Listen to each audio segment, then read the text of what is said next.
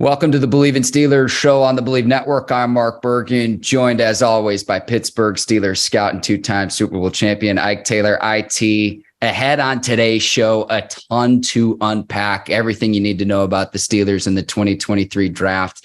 And that's exactly where I want to start. Ike, you were in the Steelers war room. Right. Please paint a picture for our viewers and listeners of what it was like to be there as part of your scouting responsibilities.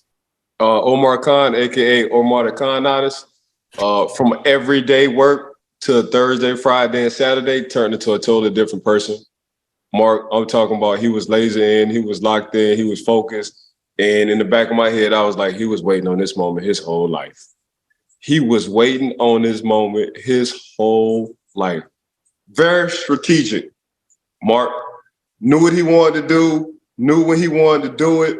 Okay, this didn't work out. This is my backup plan. Okay, we got action. This wasn't on my backup plan, so let's go this way. Let's move. And I was like, yeah, like controlled the room.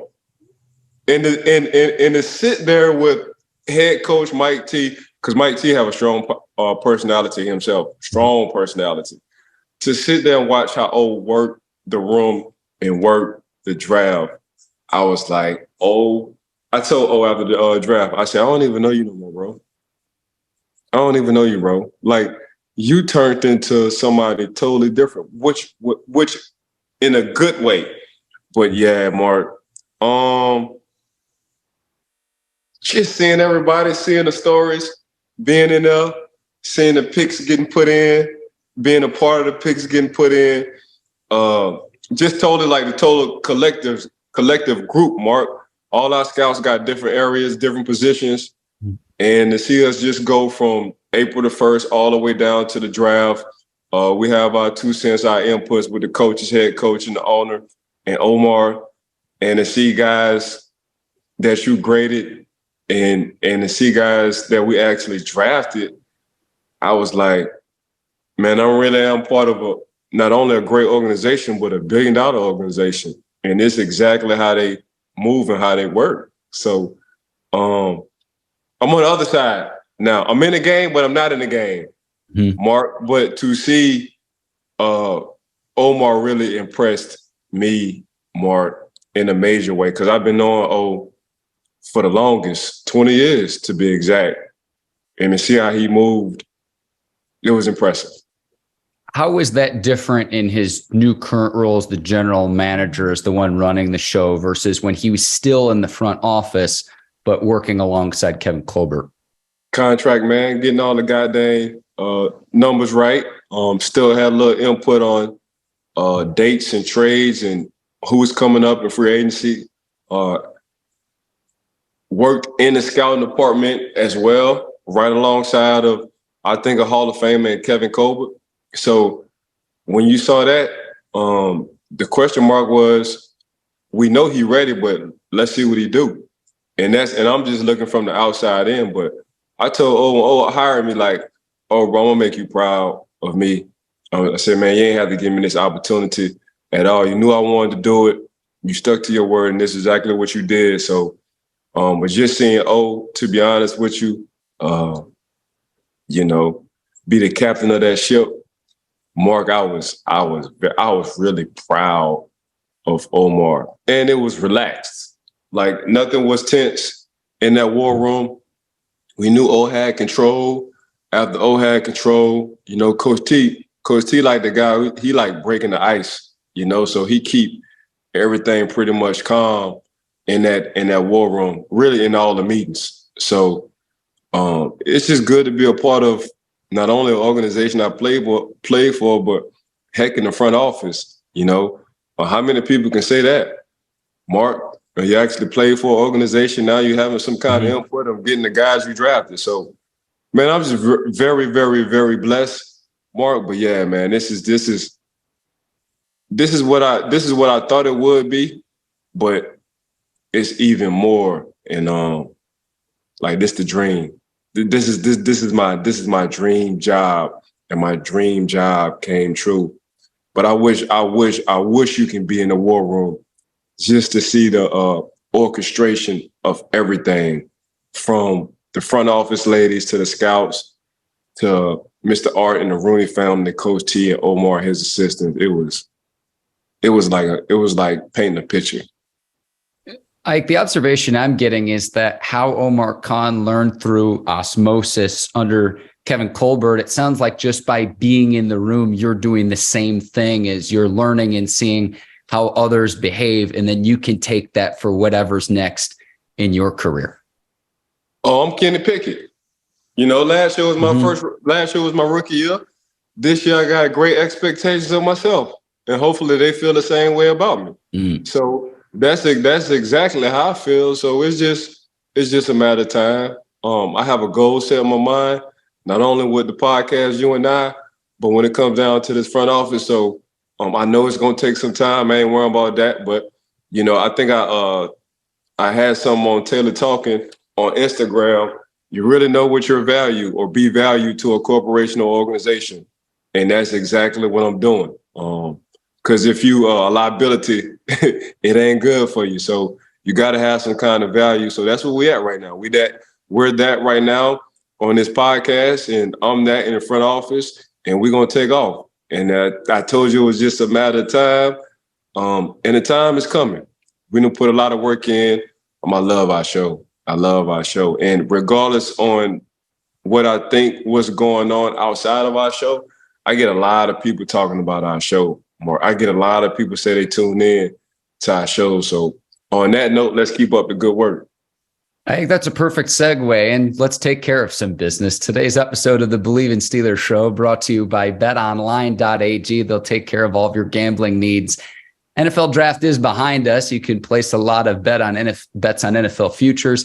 Ike, we're well into the playoffs for basketball and hockey. The Kentucky Derby is this upcoming Saturday as well. If you want to place a bet on any of the action, betonline.ag is the place to do it. Yeah, 365, 24/7, whatever sport they have going on, the NBA playoffs is right now. So I'm sure y'all need to bet on that. So make sure y'all go to betonline.ag, whether Steph shooting over 6 threes a game or whether he's shooting under 5. Just make sure y'all watching anything dealing with sports, and make sure y'all go to betonline.ag. You can see the promo code on your screen right now. Use the promo code BLEAV to receive your 50% welcome bonus on your first deposit. Bet online, where the game starts. Ike, we're actually going to start in the second round with the 32nd pick. Joey Porter Jr., the son of your former teammate. And we find out just yesterday that he is going to wear your old jersey number. What does it mean to you that Joey Porter Jr. will wear your number 24 jersey? I'm just like in awe, when you're getting older, when they call you Uncle Ike, I'm like, golly, like, dude, really getting up there, man. Friday, I'll be 43 years old on Cinco de Mayo. But at the same time, like I said on Dave Damashek's show, he's the closest thing to a Rooney. Like, he was born in the city of Pittsburgh. He grew up in a time when we was winning Super Bowls. He grew up in a time where you came through them Fort Pitt tunnels and it was Gothic City in the playoffs. He grew up in a time when he was in the locker room. He grew up in a time when he was hitting playoffs. He grew up in a time where we was playing old school smash mouth football. And that's all JP Jr. knew at the time. And to actually, go to Penn State, born in the city, but get drafted by an organization that your dad played for at a high level, one of the true leaders when I was in the locker room, just a true leader of men. It's crazy. But for him to, to even acknowledge or say he wants the 2-4 because he watched Uncle Ike, I mean, I really am kind of lost for words. I appreciate that. So hopefully I had some kind of impact or input on him. He liked my style of play. But just to see how the young man, JP Jr., grew up, it makes sense why we would get JP Jr. He was born in it. Do you ever look back, Ike, and think, like, when you were meeting Joey Porter's son, like, just how crazy that is that he not only gets drafted, he gets drafted into the Steelers organization, that he's now wearing your jersey number. Like, I don't want to put words near my mouth, but like, that's just like, if it were a Hollywood script, you'd have to throw it out, Ike. So it's like I say, man, I was just leasing the number, unless you're Big Ben or Troy Polamalu, one of the Hall of Fame greats, I was just leasing it. And Coach T said, well, you leased it for a long time. Not too many people can say that. Yeah. So I really don't reflect back on my career. Really, the only time I do is whether I'm, smoking my one-of-a-kind cigars or whether you and I are talking on this show and we get to talking about it. But other than that, man, it's just like I'm always thinking 2-3 years ahead. But to be in a lot of situations I'm in today was because of football and the success I've had and not burning any bridges. I was taught that as a baby, treat everybody right, treat everybody with respect, and don't burn no bridges because you just never know who you run into. So just very fortunate about that though, Mark. Ike, when I hear you say that Joey Porter Jr. is the closest thing to a Rooney, that resonates even further with me, knowing that you were a pallbearer at Dan Rooney's funeral as well. So for anyone watching this or listening to this that doesn't know Ike's history with the Steelers, 12 years with one organization, that's very rare in sports. And again, a pallbearer with the other family members at Dan Rooney's funeral, the owner, when you've got former presidents of the United States, other NFL owners, the commissioner, Lord knows how many Hall of Fame players that were there. So when I hear that, Ike, that bloodline connection, to hear you say that resonates even further with me than just to see all of the great social media reaction that there was, because Ike, had the Steelers drafted Joey Porter Jr. at 17 initially, like I would have been cool with that pick. I don't know about you. And they get him at 32, tremendous value. And it goes back to the savviness of Omar Khan, like we were talking at the top of the show. Yeah, you can go ahead and hyphenate my name, Rooney Taylor. That's what you can go ahead on and do. But like you say, Omar just did he worked his magic. He did what his expectations are super high right now, and he's expecting to do that year in and year out, whether it's off season, whether it's through the draft. But for him, I tweeted, "God don't make mistakes." I saw the video of him and his dad when he didn't get drafted in the first round, and he was upset. And the Joey Porter, the leader of men, came out, and he was talking to his son like how he used to talk to us before the games, during the games, and after the games. And you run through a wall, you run through a brick wall for a lot of people. And Peasy, he'll put that battery pack on you. He'll make you run through a brick wall whether you want to or not, just on his actions and the way he just handled a lot of situations. So, but to see him interact with his son on that day, and I'm like, man, that's what dads are for them moments. Like moms are very proud of their sons, and usually when you're a boy, usually a mama's boy, because that's what I am. My son's one. I'm sure you're one, too, as well. But when you have that dad in that situation like that, moms can only do so much. That's when the dad role steps in, and that dad role stepped in, and it was just beautiful for the whole world to see it. We see it every day, but for the whole world to see it at that particular time in that situation, man, that was very encouraging. And we'll talk more about the bloodline connection with some of the other players with the Steelers in the draft, Ike. But I cannot wait to see how Joey Porter Jr. carries on the Steelers' legacy, considering he grew up in it. I cannot wait, starting in 2023 and beyond. Yeah, it's perfect for JP Jr. He gonna come in. He gonna already know what it is to be a Steeler. Like you ain't got to explain to him. You ain't got to tell him about the tradition.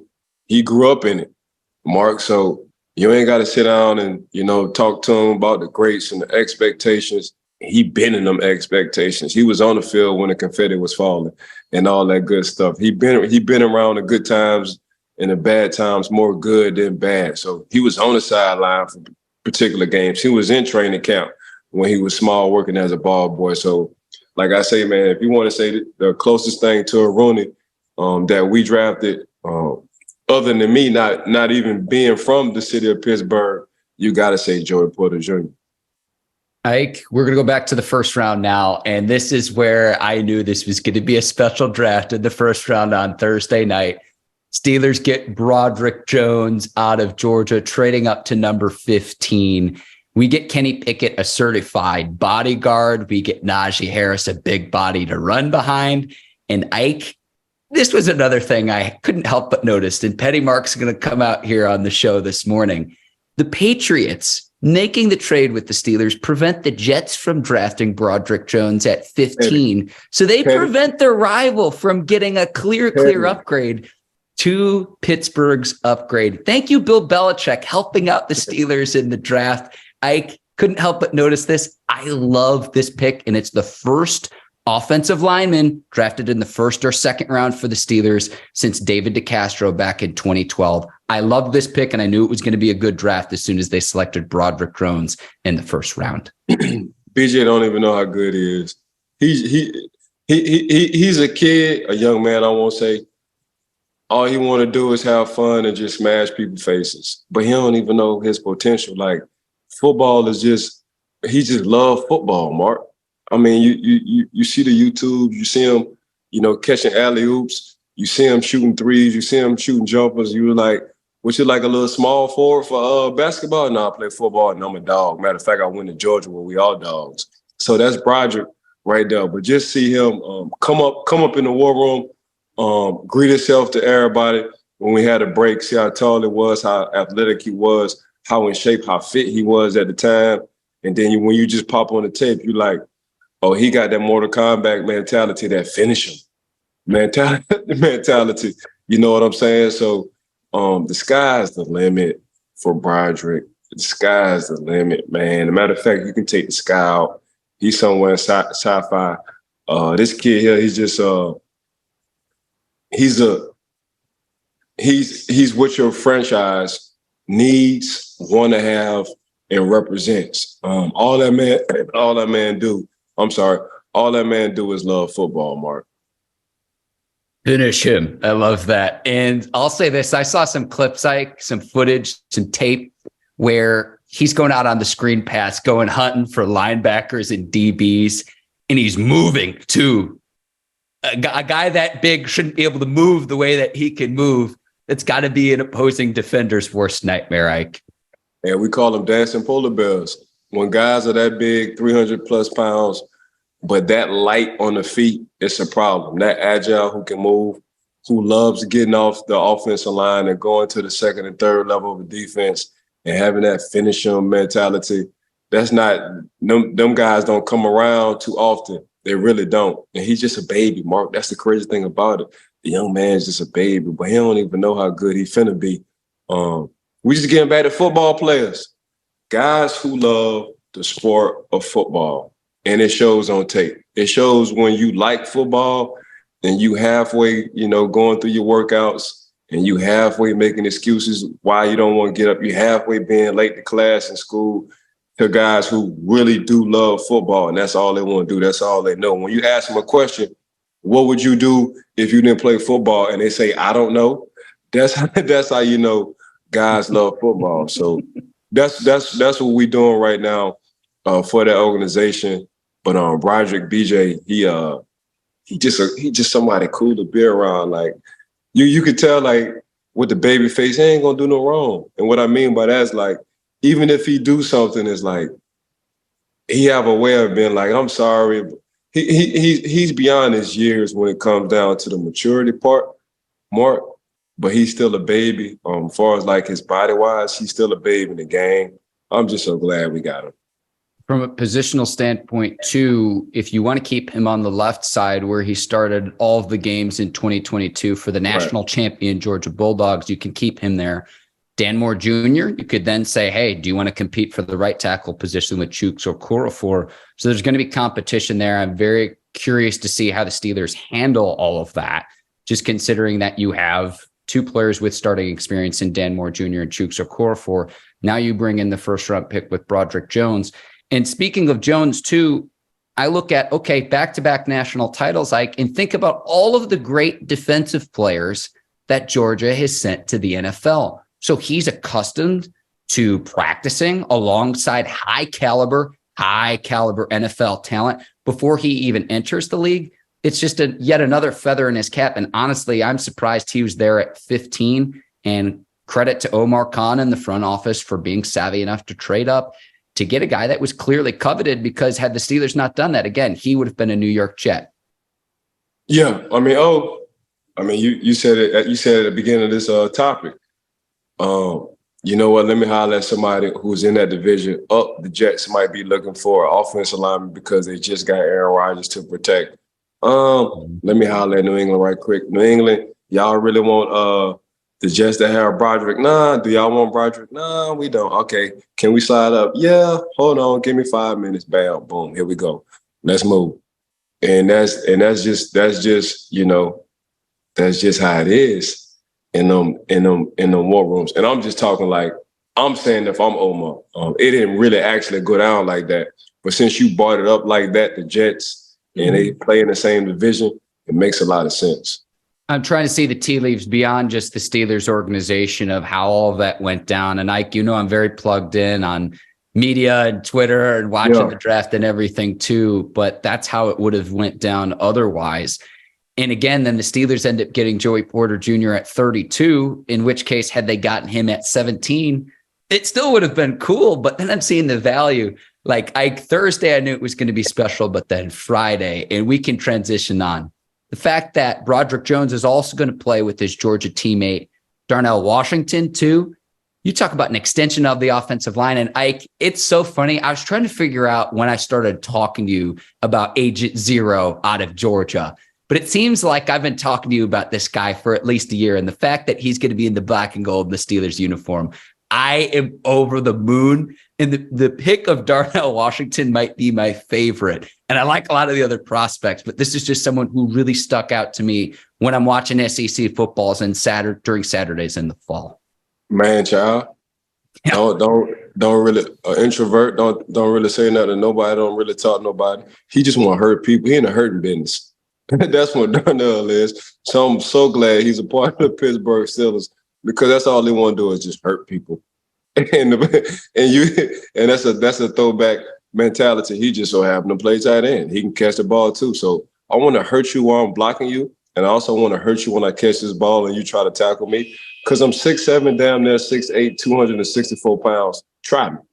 So when I'm looking at Darnell, like when you see him in person, when I saw him in person, I was like, all right, we got something. We got something. He don't really talk to too many people, and he's super mean, and he in the hurting business. Man, I'm so glad he got that Steelers uniform on. I love this. And remember, you know, a few things here. Georgia's got another tight end who's going to be a top pick in the 2024 draft. So the production, people will be like, if you look at the production, he's with so many other talented Georgia players, but the things he does on tape, I've just not seen football players do.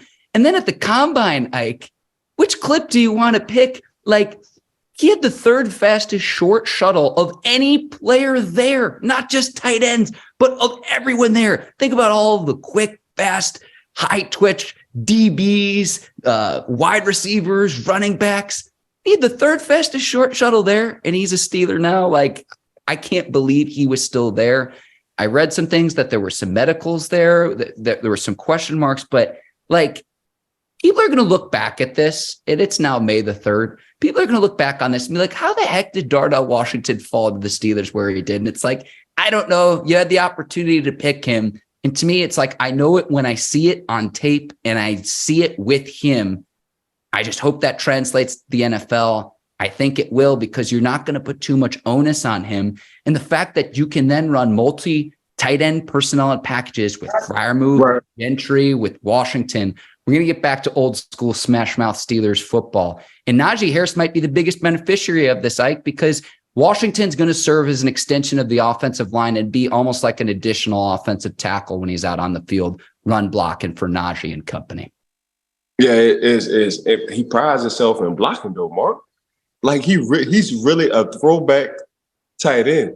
Like, he really does. He's a six offensive lineman that just so happened to play tight end. So that 12 personnel, what I mean by 12 personnel, 1 back and 2 tights,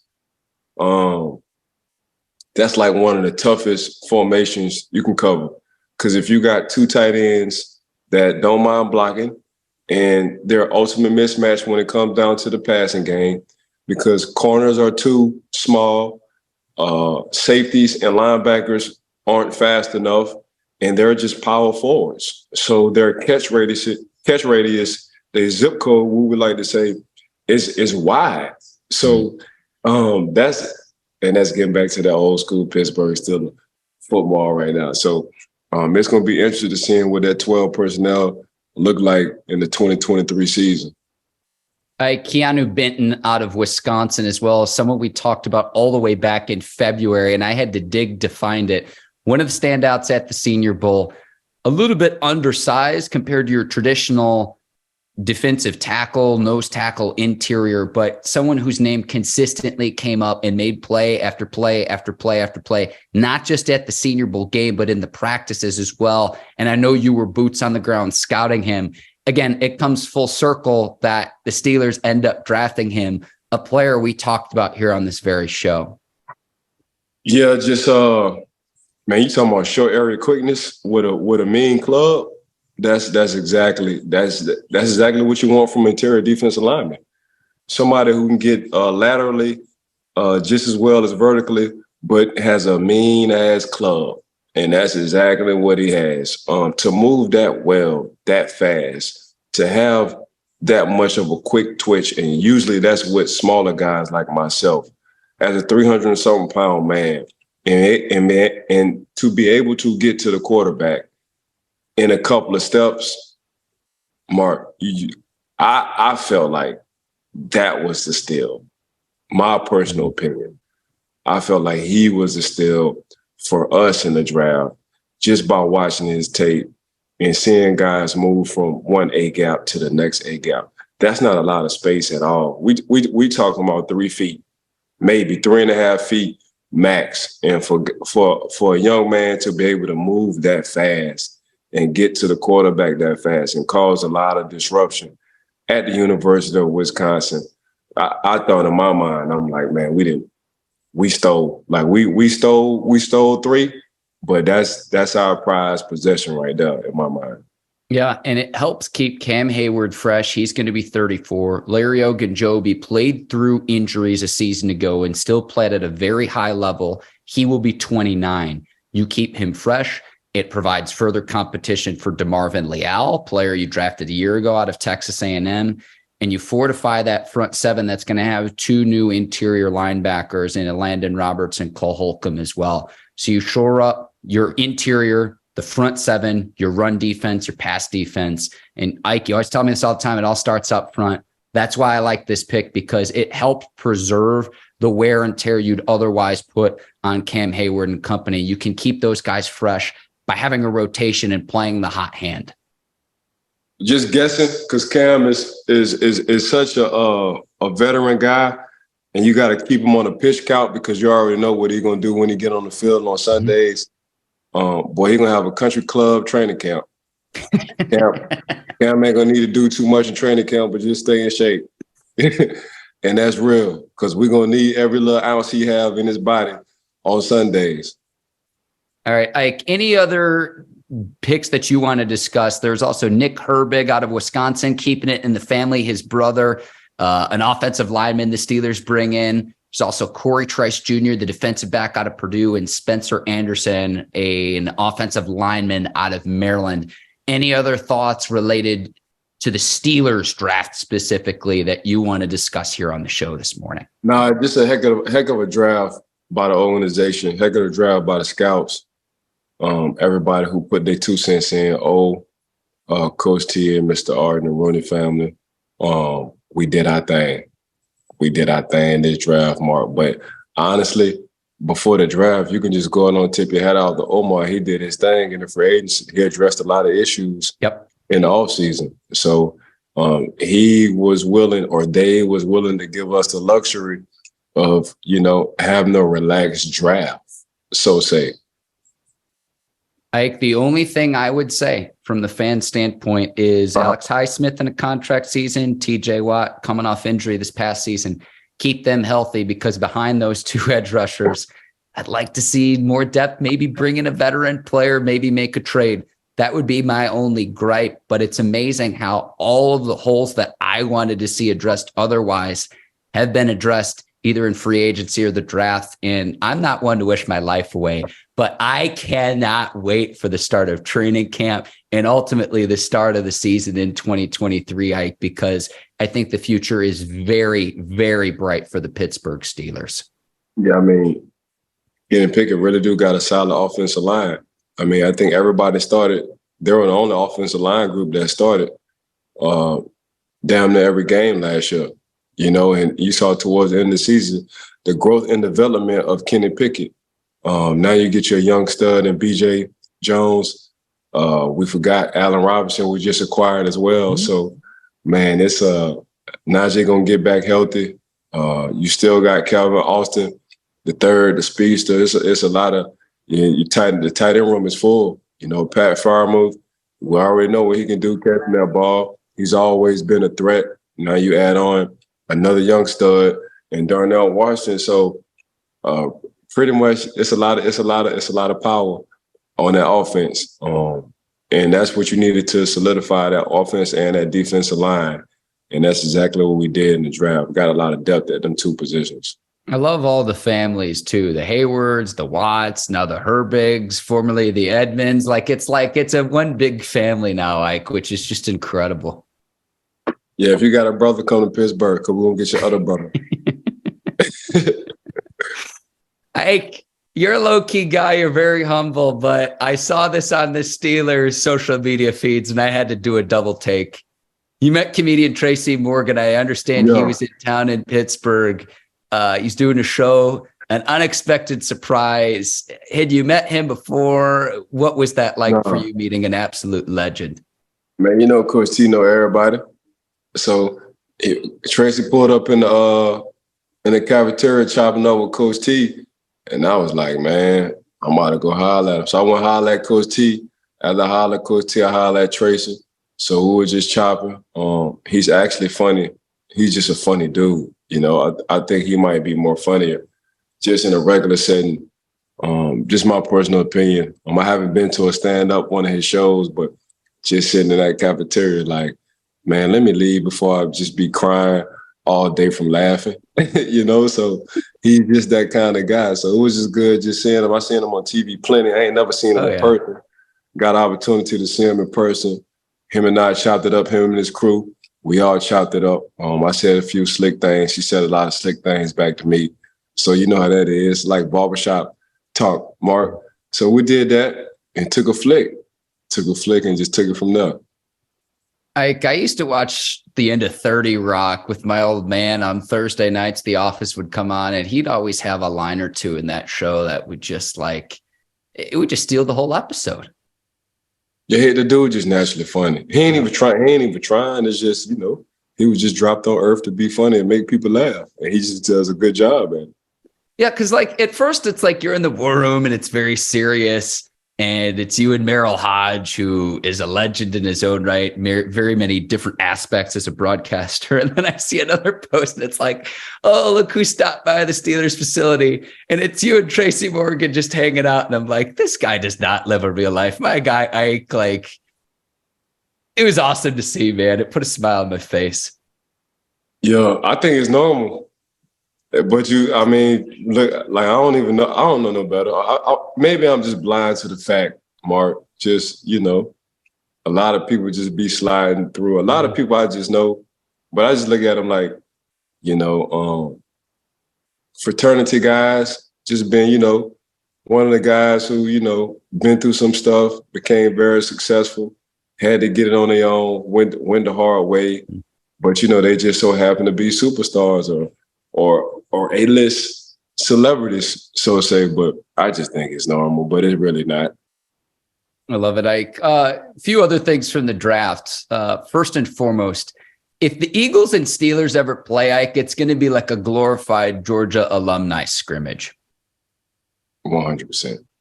Like, I see that when the Eagles got Jalen Carter, my dad texted me, Ike, and he's just like, do we want to give the Eagles the Super Bowl now or later? Because you've got Jalen Carter and Jordan Davis up front. Like, good luck to opposing offenses.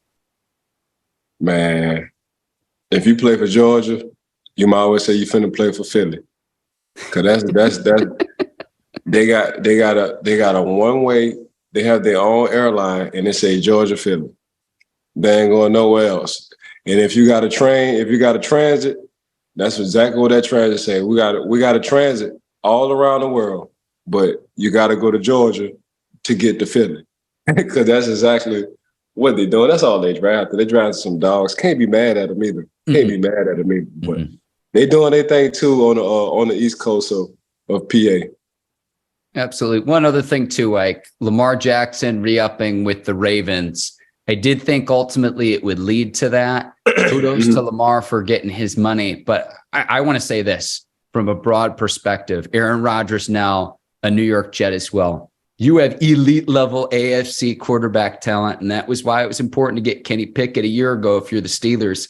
What I want to see is, okay, you got Jalen Hurts in the NFC. How else is that void filled come an NFC standpoint? Because I don't want to rattle off all the quarterbacks in the AFC, Ike, but there is elite level, stud level talent when it comes to the quarterback position in the AFC. And the NFC, there seems to be a void. How that void is filled is something I'm going to be watching this season.